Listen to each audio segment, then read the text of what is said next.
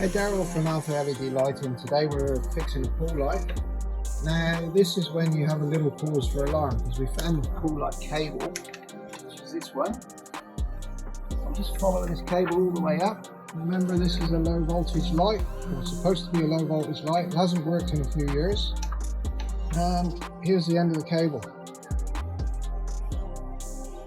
Now I can only assume that was plugged into 240 volt at one stage. So if you come across that with a pool light, make sure that you put a low voltage transformer on and do not plug it into the mains, whatever you do.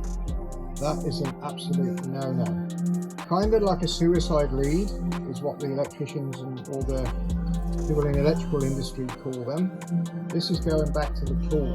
So yeah, these type of things should not happen, and however this got through any type of compliance or even just safety is beyond me. So one thing that we are really cautious of is paramount and electrical safety around pools. So there you go, there's a little tip for today. Do not plug in power leads that you're not sure where they go to.